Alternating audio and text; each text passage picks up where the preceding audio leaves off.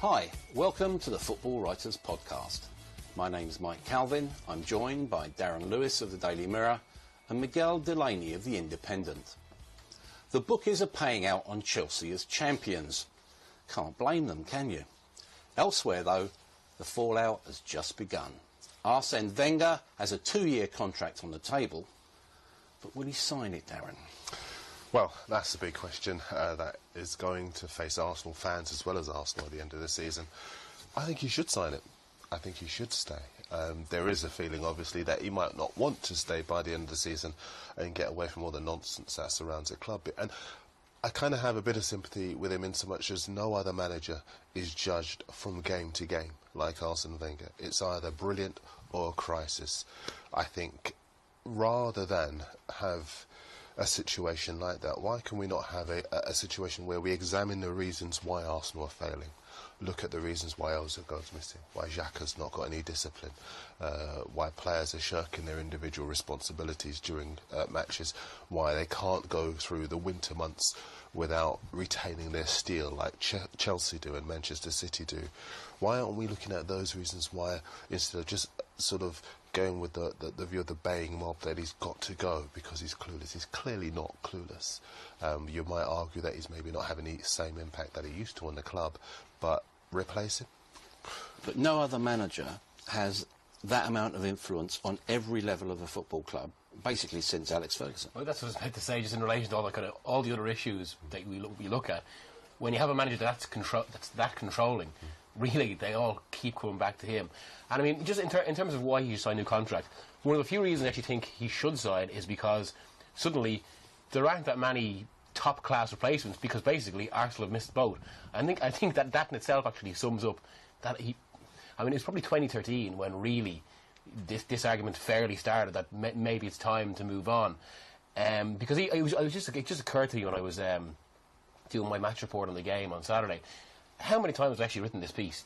Even the pattern of the game against Chelsea, it was the same game. Chelsea win, of course, and as seems to be the case in 80% of Chelsea-Arsenal fixtures, there's always some kind of moment of controversy that's just enough to kind of mitigate some of the debate. Although this time even Wenger wasn't using the goal as an excuse. I think the Lonzo goal, to be honest, was kind of 50-50 either way for me. I could understand if it wasn't given, could understand why it was. Mm-hmm. But what was really, really frustrating about that was, rather than use that goal as rather be angry about it and get a response, the whole performance is just so meek. Yes. I just can't see. If it hasn't changed in 4 years, when's it going to? But and if it does change, we've had Barry McLean on already. He's asking, well, if Wenger does go, who takes over? And that's the question, because I remember the years when people used to suggest Roberto Martinez and Owen Coyle should take over.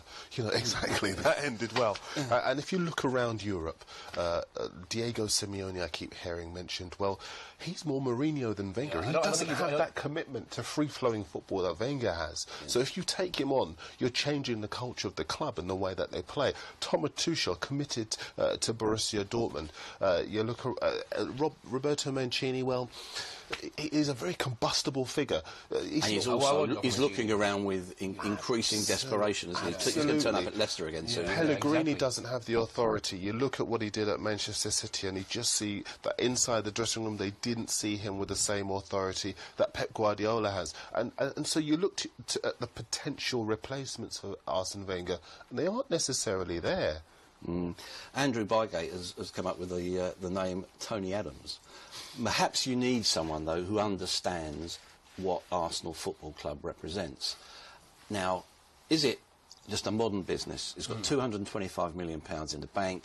Stan Kroenke doesn't like spending money. Or is it a proper football club which can have a real go at winning the Premier League? But this is the issue with Arsenal. There's no reason why those two factors can't be reconciled, because Arsenal have the resources, the size, the location. They have everything going for them to be one of the biggest clubs in the world. Well, I mean, to be a proper super club up there with... Actually, the only thing against them is the fact that the Premier League itself has so many clubs like them. There's about 4, 5, 6 around that level. But even still, it just feels like...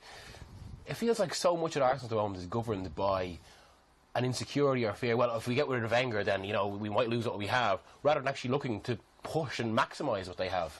John Creese has said, what about Allegri? I was about to say that, actually, yeah. And I also think with Allegri as well, he's got the type of personality that he's quite good at coming in. I mean, because obviously what's going to happen when Wenger goes, it's such a massive change in the history of the club that there will be, it will be kind of like when Ferguson left, there will be difficulties even beyond the manager.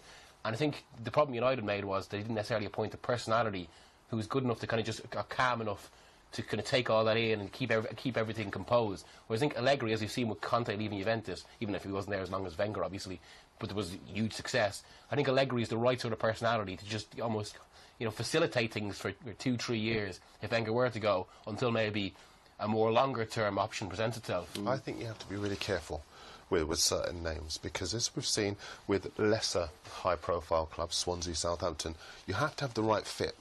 You can't just throw people who have done a good job elsewhere into clubs, because they aren't necessarily, I don't think, going to be the right fit for that club. And the reason why the wheels have come off for Swansea is because they've believed every fit would be the right fit and have come unstuck. Southampton continue to impress and improve because the next manager is the right manager in line with what they are trying to do.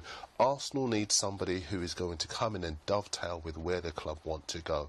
Is it Max Allegri? Well, he's done well at Juventus, but there's no certainty that he's going to go to to Arsenal and be a good fit, and that's what it needs to be.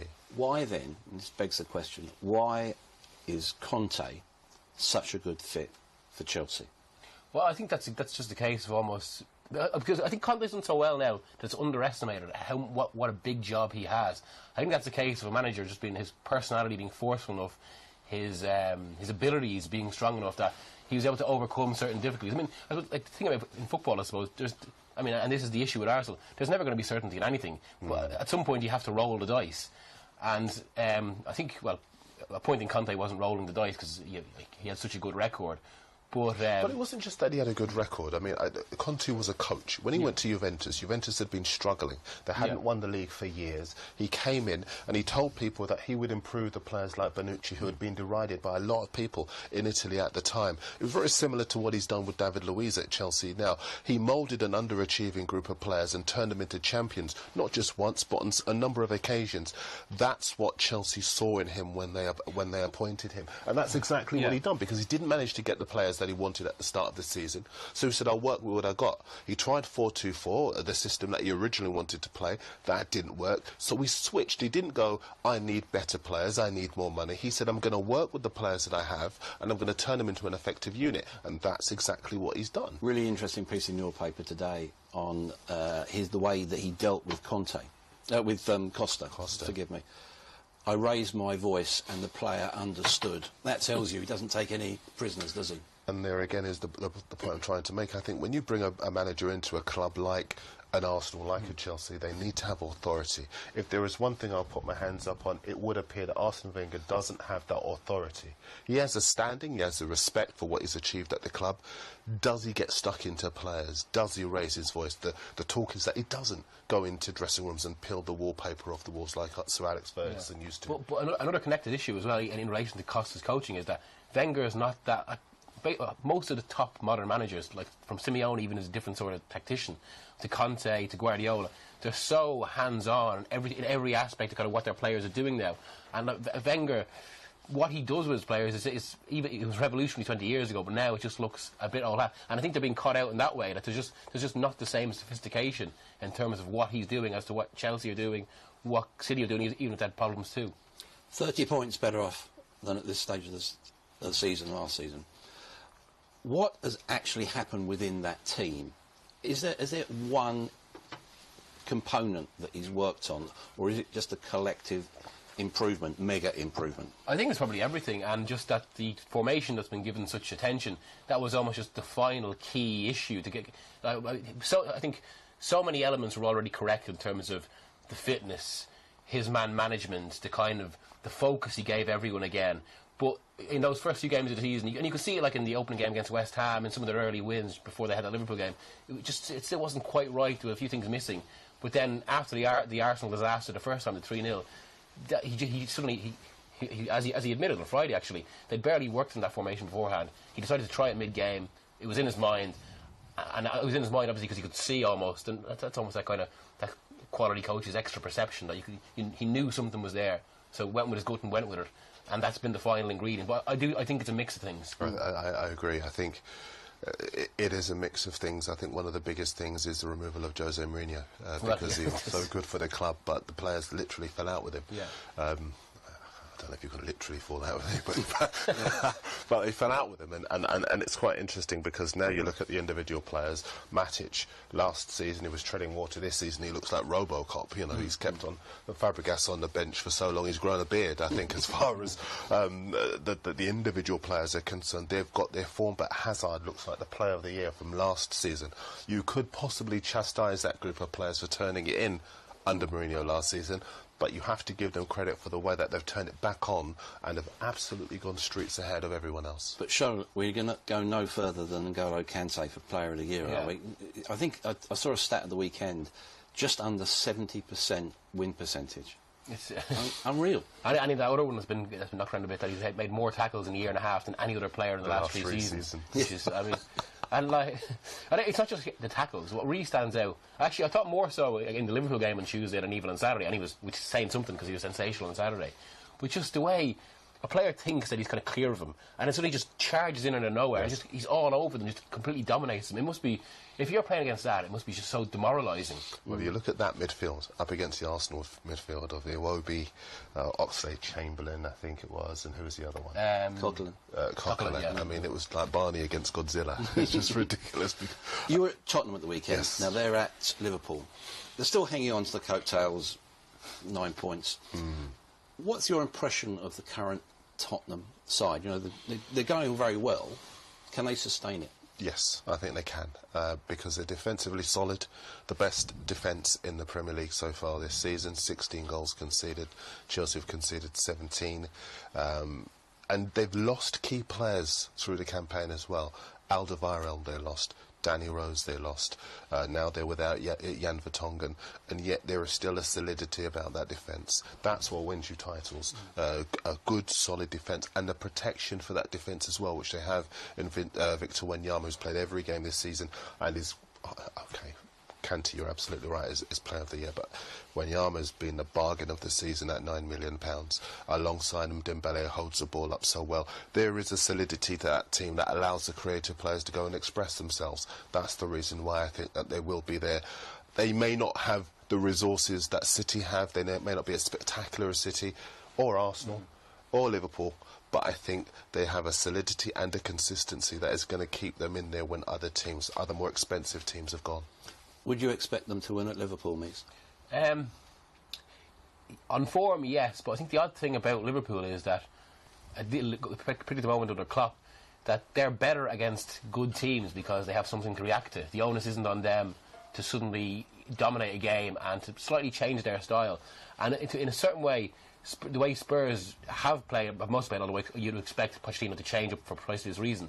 But because of the way Spurs press, that could suit Liverpool because it let them play on the counter a bit more. And I think there will be a reaction for Liverpool. I think there has to be a reaction. I was actually... obviously, I was at the Chelsea game on Saturday, so I didn't only cut the highlights of the Liverpool game. But I was surprised at how meek they looked, given that they did look back to their best some way on Tuesday against Chelsea. It sounded like Klopp really wired into the players for the first time, probably. He did. He protected them after the FA Cup tie. Was the shadow side against Wolves when they lost against Wolves, and he came out afterwards and did a really gracious flash interview where he said, "It's my fault, blame me, not the players." But afterwards, he basically lost it, and in the dressing room tore into them. Are they going to respond by beating Spurs? I'm not so sure, because you look through that team when there are weaknesses. The goalkeeper looks weak, whichever one you play. Yeah. The defence, they look porous. In midfield, there's nobody to compare with Wanyama at the moment. Coutinho is a wonderful player, but doesn't look back to his best since he's come back from injury. Roberto Firmino looks a bit meek. Against Hull, a side fighting for their lives at the bottom of the Premier League, they failed to get a shot on target during the first half. I think their confidence is so fragile that it could be a difficult evening for them. I don't know if it's a late game. It's late game. it could be a difficult evening for them against Spurs, because Spurs will set out first and foremost to frustrate them. And I think the more they get desperate, that may give Spurs the opportunity to take advantage. I don't think it's any guarantee they'll get back to winning ways against Spurs. Damilar has been on it. You know, he says Liverpool are like the British weather. You never know what you're going to get from one day to another. Yeah. That's pretty spot on, isn't it? Yeah. The one thing about actually the weekend, I have to say, I did think Hull were precisely the wrong sort of team for Liverpool to play, just because the way that manager sets up, the way Liverpool have already struggled against well-organised defensive teams this season. I mean, they've dropped more points against the quote bottom 14 than anyone else. But at the same time, you would still, after Tuesday, he's right, you would have expected them to, you know, overwhelm Hull a little bit more, and that's worrying that didn't come. Yeah, I mean, to be fair, with Marco Silva, just as an aside, I'm not so sure he's going to be there in 18 months. He has something about him since he took over January the 5th. They've won all 4 of their home games. They've beaten Manchester United. They've given Chelsea a game. OK, they lost in that match. And they're at Arsenal on Saturday. I could see them... That's all set up, isn't it? I could see them frustrating Arsenal. And again, us having this conversation next Monday. Because I'm nervous as the Emirates going to be that way. Well, absolutely. Listen, this guy is a potential star. All the players know their jobs. Suddenly, Hull have gone from looking like the easiest teams, or one of the easiest teams to play against in the Premier League, to one of the toughest. I think that Saturday is no gimme whatsoever for Arsenal. I think Silva is a special coach. And all the people who said, what on earth is he doing here? What does he know about this league? I think they may well be changing their opinions, because he is going to be at a bigger club before long. Yeah, we'll go on to the relegation area a bit later. Sasan Banabeci asks, what do you think of Manchester City, but also specifically Gabriel Jesus? I think actually it probably went because of his age. And probably because, even though he was, you know, seen as one of Brazil's brightest prospects, but because maybe he hadn't played too many high-profile games beyond his club, I think it was almost underestimated the fact that City, out of all the top 6 sides, were the only one in this January window to significantly strengthen. And maybe the expectation would have been that they were kind of signing a backup to Aguero, when it's become clear that this is actually precisely the sort of forward that Guardiola wants, rather than something like it, because he just so obviously fits with the way Guardiola wants his front three to move and press and attack in a way that Aguero just doesn't. So I do think it actually could be a bit of a transformative moment for City this season. And in fact, I mean, you can see it just by signing this one player, who's obviously a player very suited, but there's been that extra momentum as well because of the signing itself. And I think that's been propelled as well by that late goal. I mean, it's almost the perfect way to win after that as well. Yeah, I'm struggling to think of another player who's made such an immediate impact. Now, even in that 8 minutes that he had a substitute in his first game, you thought, hang on, something special here. When he was 17, he was told to go away, work on his left foot, work on his heading. Sounds like he listened. It's interesting because we've both seen, we've all of us seen lots of games, lots of new Neymars, new Messis, whatever else, and lots of new players who have come with huge fanfare into the Premier League, who've been okay, not all that. This guy, I was sitting next to a couple of colleagues the other day at West Ham, and we were looking at each other, and this guy is just amazing. He is amazing. Yeah. And for 27 million pounds, absolutely, for 27 million pounds as well, he looks a bargain. I was talking to somebody at another club, an official at another club earlier today, who's saying they look to have found a sensational footballer. And I think, as far as City are concerned, you could see any player who keeps Sergio Aguero out of the team has to be a special player. And this boy, he's fast, he's got a fantastic final ball, he's deadly in front of goal. There was a ball inside the fullback that he played for one of Manchester City's goals against West Ham the other day that was simply sensational. And in the press conference afterwards, we asked Pep Guardiola about him, and he said, look, he's come from Brazil, he wants to be one of the best players in the world, and we want to help him to do that. Sometimes players can come over to this country and take a bit of time to adapt. He doesn't need that time. He's a street fighter. So what does that mean for Aguero? You know, Man City went into crisis management PR mode, didn't they? Say, you know, he's going to stay, he's got his 3 years on his contract. The reality is they'll all sit down in the summer and work something out, won't they? Well, even the fact that they sat down in December, or sorry, a few weeks ago, it was conspicuous and slightly unusual that the manager would meet with the agent and the player in that way. I think there's been clearly an issue for someone, even the way Guardiola's spoken. And it just is a bit of a mismatch. I mean, I think if you look at the way all of Guardiola's teams play, basically, say the way they play, even Messi at Barcelona, Messi when they lost the ball, he would have that 5-second burst and go for a player. Now, when the ball went past him, he would relax again, walk away, look to pick up position. Whereas Aguero does that without the pressing, and it means there is something missing in the team. And if that's going to be the case, I mean, is Aguero the best role you could see for him in a City side with Jesus like that is basically some sort of impact sub who might get a goal, and that's not really a role for someone of Aguero's ability. Absolutely. In a mix zone, Mike, and this is key because we've been in mix zones, and what we know about working mix zones, the area where the players pass rovers afterwards. The human zoo. The human zoo, indeed. Yes. The big players tend not to stop. They either got a call, they got to see their families, they don't speak any English, or they got their headphones on. And Aguero chose to stop, and he chose to give the interview, which has obviously made all back pages today, he said, I will see what City want to do with me in the summer. That's quite key. You know, he obviously then ended it with, I'm very happy at the club, blah, blah, blah. But that message that he wanted to get out, he managed to get out, and it's gone all around the world. What's also quite key is that earlier this season, because this hasn't just happened in isolation, he dropped him against Barcelona. And then obviously there was that suspension at a time when they needed him, and they lost a game which could have obviously got them back into a bit closer in the title race. It's quite clear, as you say, he doesn't see Aguero as one of his players is going forward. And in that press conference I mentioned a second ago, when we asked him about Gabriel Jesus, he said he, Sané and De Bruyne, the future of Manchester City. That's the word he used. So I don't think that meeting came in isolation. I think there'll be more meetings. I think Aguero is a player. He's a superstar. We know, 28 years of age. He cannot be on the bench at a football club. He's got to be somewhere where he's playing week in, week out. And I think there'll be no shortage of clubs willing to give him that opportunity. As our Mushtaq makes the point, using Arsenal as the example, you need a certain mentality to win a title. It seems to me at the moment that City are almost in a halfway house. You could look at the front four and think, well, that's working. Yeah. The back four? Yeah, I was surprised that they never got the centre half or the defensive midfielder that they clearly need. And they do have this kind of strange solution at the moment, which is working on Yaya Toure, and like an attacking midfielder like Yaya Toure. Would you give him a new contract? I think I would, actually. I think for all the kind of discussion about Yaya Toure over the past 2 years and all that, and accusations of being a mercenary and all this, I think the way he's responded to the situation has actually been quite admirable. Beyond his agent's nonsense and all that. But the fact that he took his punishment earlier this season, he's knuckled down, and now he's a key influence at City again. And I think that has to be respected.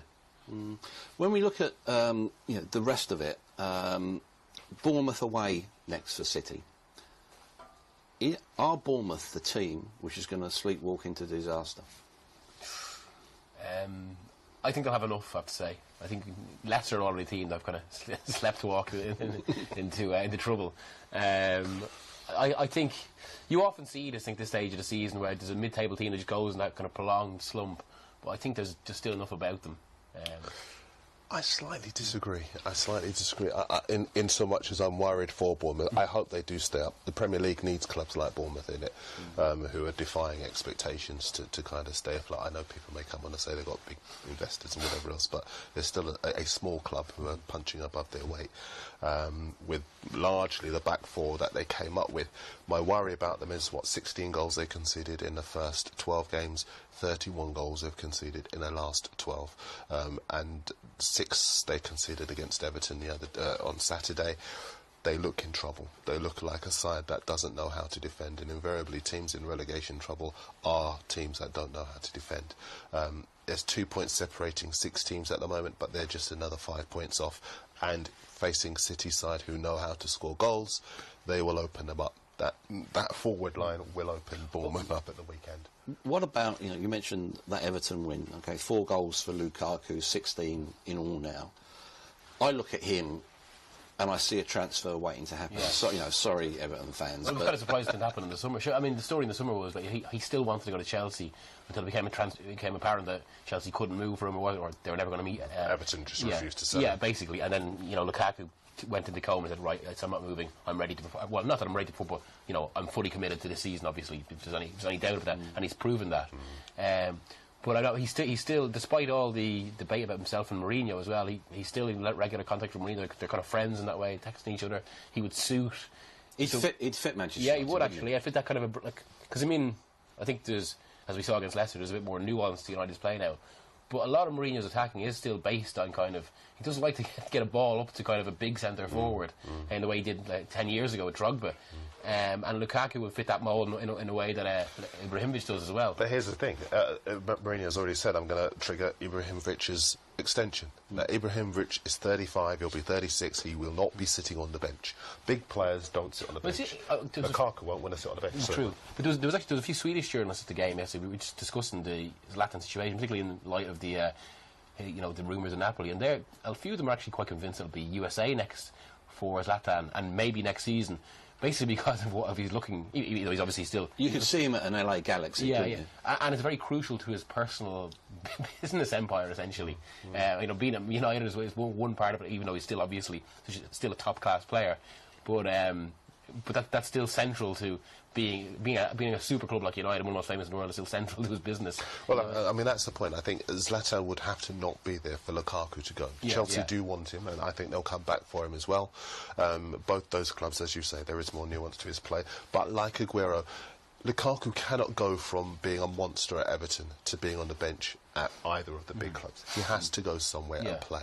So if he does go to Chelsea, if he does go to Chelsea, they may well revert to their 4-2-4 formation that Conte wanted to play. If he does go to United, it would have to be with Zlatan prepared to step aside and let him play.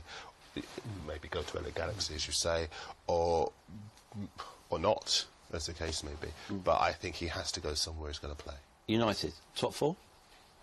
Actually, I find myself changing my opinion on this every single week. And it's hard because there is such a swing. Every week seems such a swing in terms of... it's almost actually 2-3 game sets. There's just some swing, and then you're not going to say clubs in crisis, but just the feel around them changes. Yeah. Well, Liverpool were the champions of the world. Yeah, exactly. I knew Intergalactic champions. Yeah. So, I think United need to step up. Maybe what could decide it. Even though Chelsea are probably going to win the title on the basis of their wins against lesser teams, United's record actually against their other top six sides isn't brilliant, and they're quite low in that little mini league table. And I think they probably need to up their performance in those games. And obviously, one issue they've had is they went to draws against lesser sides as well. I suppose on the trajectory of current sides, they look like they've more to come than either Liverpool or Arsenal right now. Other end of the table, you look at Palace. Called in for a 7 a.m. crisis meeting on Sunday morning. They looked a shambles, frankly, against Sunderland. I know. I was watching the highlights, and I was thinking to myself, David Moyes has had a real touch. He's managed to sell a player he signed for £1.5 million, or Sunderland signed for £1.5 million, to Palace for £14 million, and then he's gone to Palace and stuffed them 4-0. Fantastic. What I would Van Gaal, on here last week, we were saying, look, he just can't defend. Yeah. But the problem is, Allardyce stayed up with Sunderland with Van Gaal in his team. So somehow Allardyce believes that he can get something out of that player. What's quite interesting is, I know you look at Palace now and they do look at shambles, as you rightly say, but I look back at when Allardyce went to Sunderland. He went there in October of 2015. A month later, they went to Everton and were beaten 6-2. And on that day, they looked even worse than Palace looked on Saturday. And Allardyce basically recalibrated that team and got them to survive very comfortably. He said after they lost at home to Everton the other day, that Palace lost at home to Everton the other day, I think it will go to the wire. And I think he's right. I think it will take a bit of time for him to get that team together, but I think he'll find the right formula, and I still think that Palace have got a contribution to make to that race. What about Sunderland, Miguel? Do you think that was a bit of a turning point for them? Yeah, well, I think maybe even came earlier a turning point, because if you look back in October as well, that team looks dismal. And Moyes looked as if it did look at that point really look as if the whole United experience pretty much destroyed his career and everything he had about him. But I think there's that kind of, what was always so credited about Moyes' team in the past, particularly Everton, was that they were hard to beat. They were even if they weren't always the best to watch. There was just that reliability and organisation to him. I think that's what he seems to have recovered at Sunderland now. But it's interesting. I suppose what no one could have expected in this relegation battle is, obviously every teams are going to change manager, but the impact of two managers specifically, and the way Clement and Silva, they haven't just improved the teams, they've actually made them such different propositions, and it could well mean that the relegation battle is much more interesting than what happens at the top. I've written about that myself. I think Clement's gone in there with Makaleli, two respected figures, and they've made an instant impact. Swansea under Bob Bradley, forget Bob Bradley's nationality and whatever else, at that time they were low on confidence, low on morale, they were an utter shambles and teams couldn't wait to play them. Same with Hull. Mike Phelan, good guy, great coach, utterly unable to stop the fall into relegation trouble, and again teams couldn't wait to play them. Now they don't want to play Hull, now they don't want to play Swansea, because both those teams are far better at the back, far more potency up front. Umar Niasse at Everton, at Hull as an example. Everton couldn't get a game, Koeman couldn't get him out the door fast enough. He's now scored against Man United and Liverpool. That side, Hull, are going to make another big contribution to the fight for survival. You saw Leicester yesterday, Miguel. All the wheels have fallen off there. Yeah. They've got Swansea on Sunday. If they lose there, they are banging it, aren't they? Well, if they lose there, you would wonder whether someone has to make one of the hardest, maybe saddest decisions in football, which is potentially sacking Ranieri. Less than a year after a miracle. But I mean, the thing about yesterday was, for the first 40 minutes or whatever the United goal came was, they did look good. They were looking kind of organised. They were actually posing a bit of a threat. And as soon as that goal went in, collapse. And that's probably the biggest worry of all, because any team can suddenly start a game well, but it was the fact their response to it was so meek, so loose, and it does suggest big problems there. I know everyone brings up Kante with Leicester, but I think that this game actually showcased exactly why he's missing. Yeah, we've all been around, and when you get stories, well-sourced stories coming out of a dressing room, that people are at each other's throats, they're dissing the manager, you've got a real issue there. I love you using the word dissing, Mike. But you're absolutely right. All of those stories that you point out, colleagues of ours being able to write about, to investigate leaks from dressing rooms that are always a sign of an unhappy ship. I'm glad you mentioned Kante, because yes, he is a massive player, and he is going to win the Player of the Year award again, hopefully, and he will also win the league again. But I wonder if that's an excuse that Leicester have clung to for a long time, a ready-made excuse. Yeah, he was half their team.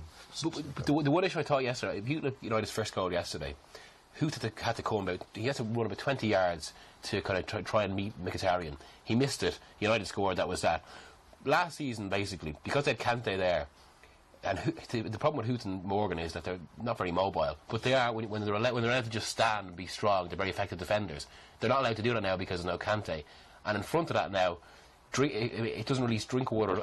Drinkwater doesn't have enough freedom as he did last year, so he's not able to pass on. So the whole team is it just isn't able to work the same way. And but Ranieri hasn't adapted. You've also got Mahrez, Vardy looking like one-season wonders. Yeah. Well, exactly. I think the point I was going to make about Kante was that we obviously know about the contribution in tactical terms that he gives to the team, and that's undisputed.